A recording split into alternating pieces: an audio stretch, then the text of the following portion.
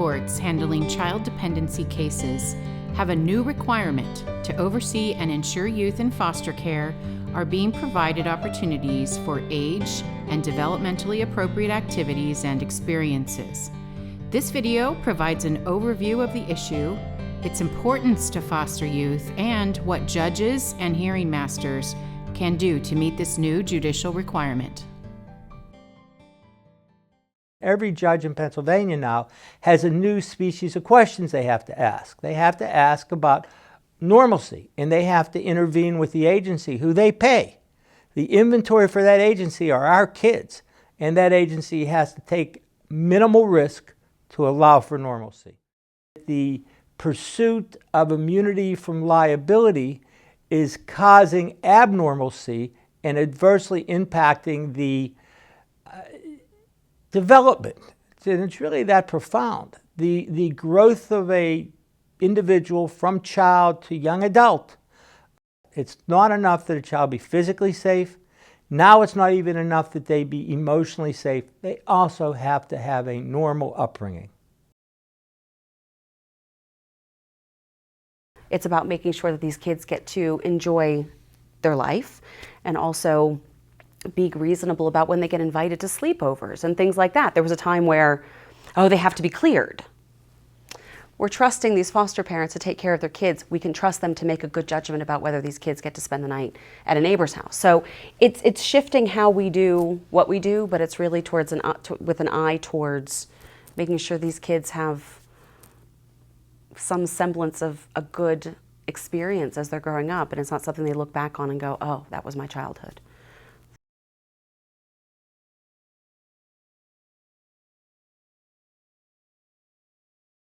I think normalcy perhaps is a bit of a misnomer. This is an abnormal situation. And I think more what we're trying to do is create opportunities for these youth to have the same developmental, the same growing opportunities other children that are not removed from their home and are not involved in the dependency system would otherwise have.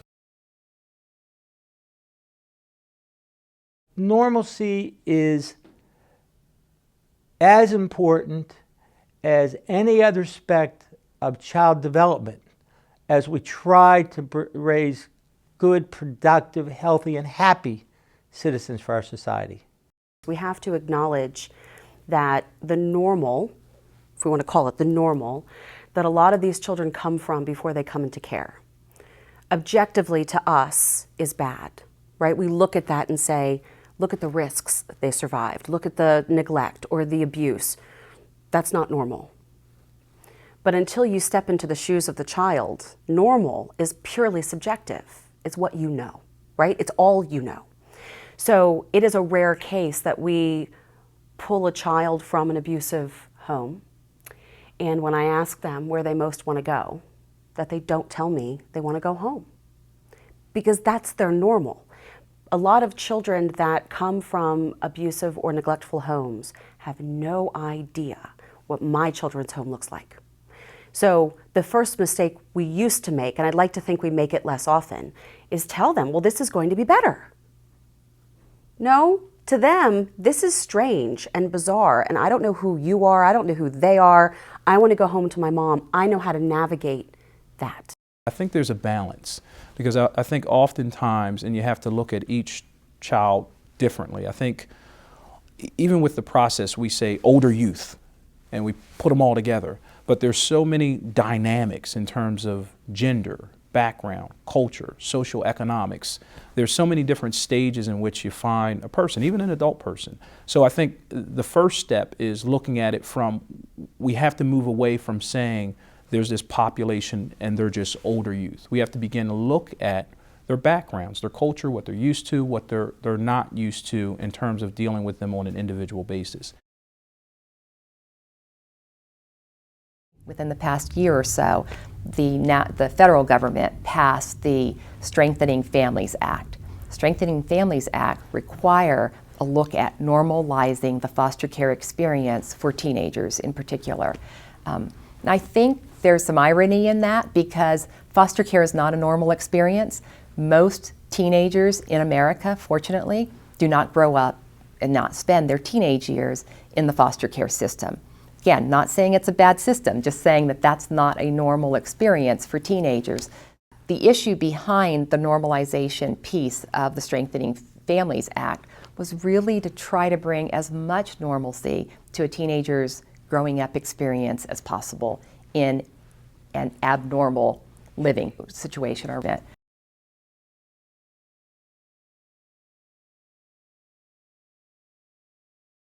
We now have a standard to be used to determine what youth that are in care can use, the reasonably prudent parent standard.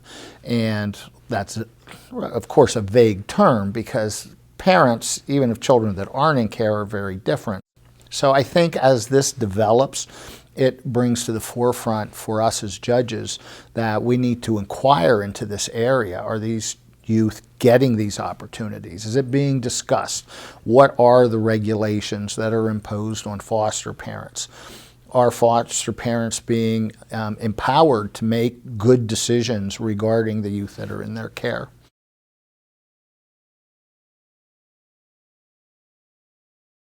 My normalization challenges stem from being in foster care really affected my social life. I went to a really small school. I was probably the only person who was in the foster care system within my school.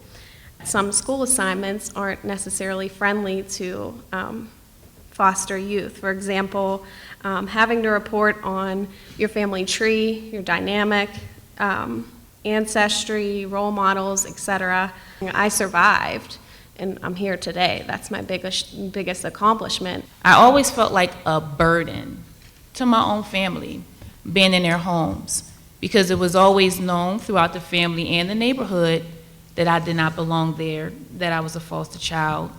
Being penalized for things that were age appropriate, being 16 years old and wanting to sneak and call a boy.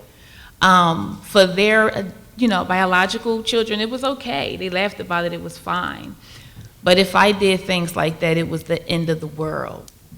My change of environment constantly affected my normalcy. Having to change schools, change homes, and as you change homes, you have to learn new rules, new laws. It's like walking on eggshells. When I first went to get a job, it was very difficult for me because you have to fill out like child clearances and background checks, and on there they ask you what?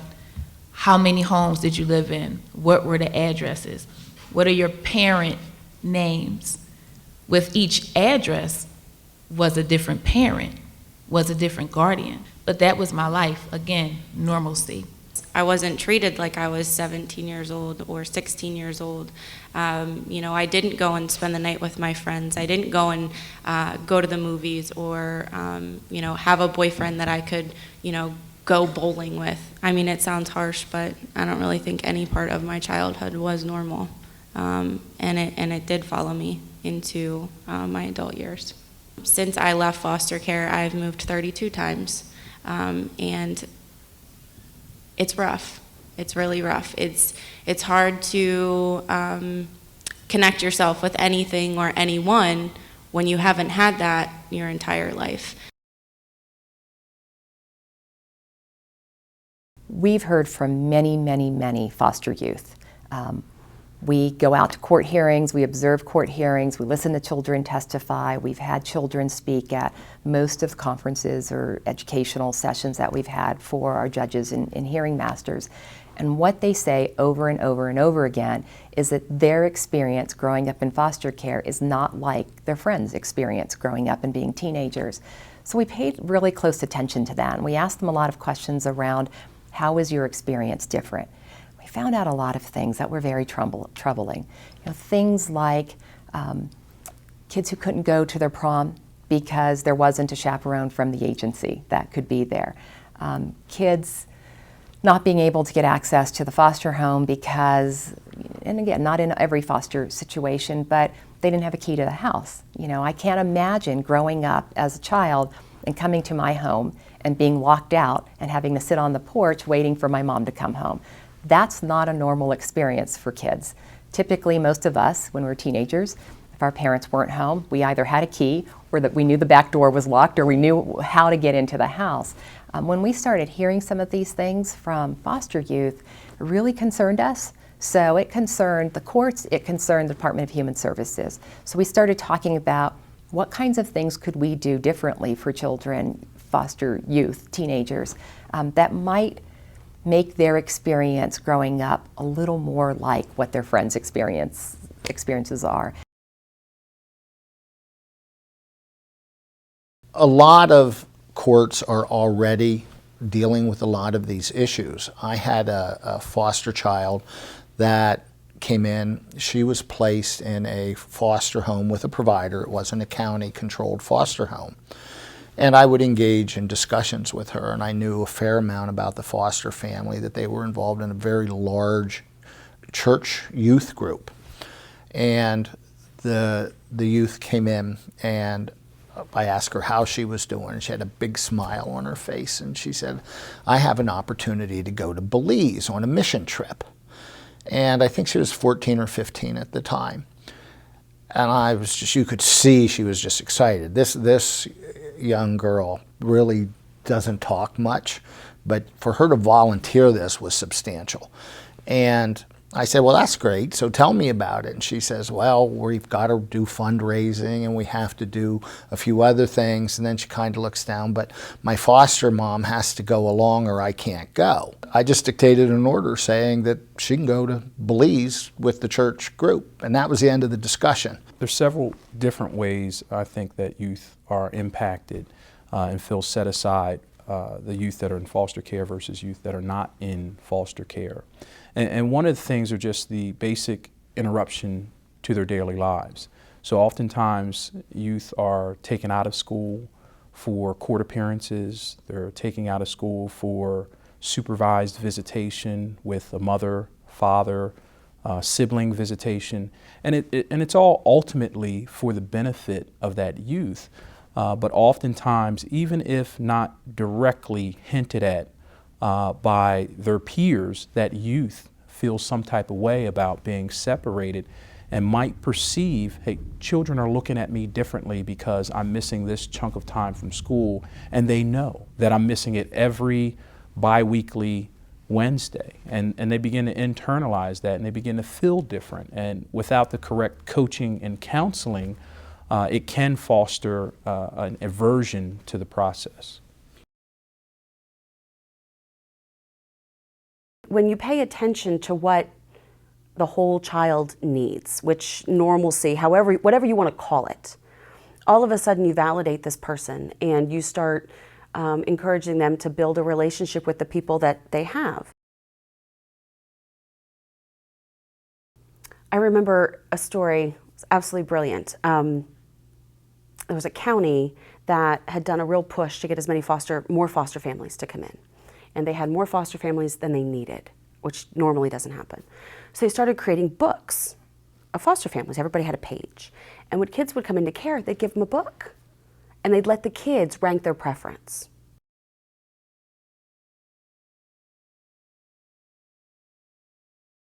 First, the child has to be in court. And there is a laxness to that, and that laxness is very dangerous. We always said the child has to be in court because you have to make sure the child is thriving physically and try to determine that the child who is appropriately fed and clothed, but also looks like they're healthy, looks like their hair is washed, their fingernails are cut, because those are all telltale signs. But now add to that your child has to be there so you can talk to them.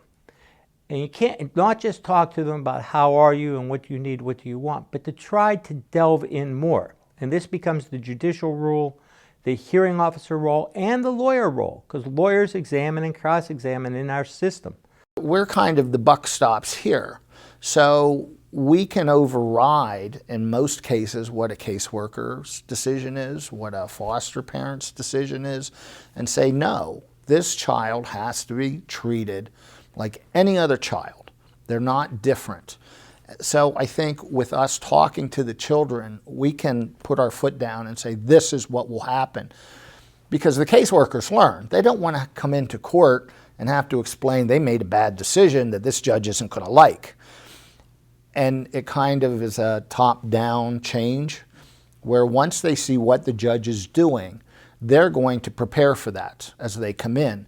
They're going to talk to the providers. They're going to talk to the foster parents.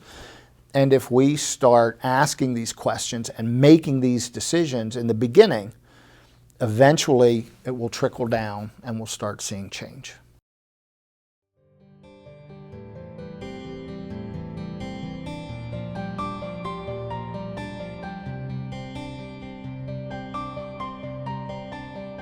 I think if you say, you know, I've lived a little bit, I've made some mistakes, and somehow, some way, through the grace of God, I'm here. I think you develop some trust, and a lot of times with older youth is they are fearful of trust. And I think you have to open up the dialogue.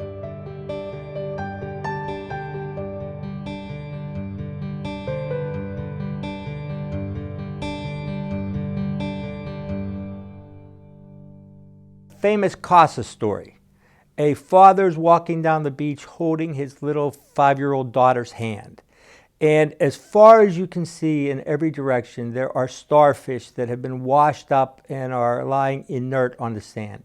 And the daughter keeps stopping and picking up one of the hundreds of thousands of starfish and throwing the starfish back into the water as far as she can. And stops again and stops again. And the father gets annoyed and says, you know, what are you doing? Look at these hundreds of thousands of starfish. What you're doing makes no difference in the scheme of things. And she says, it matters to that one that I just threw back. We as judges, as hearing officers, even as lawyers, cannot become anesthetized, not allow it to become routine, because it matters to every one of these kids, and they all have to be treated as if it's the only child we're ever going to see. I think a judge has to ask the hard questions, understand that is this child getting a normal upbringing, again, a new genre of inquiry, and then if not, solve it. And don't form a committee, don't go to Harrisburg or Washington, D.C. and pass a law, solve it then and there, quietly, respectfully, but resolutely. Make a ruling and stick to your guns.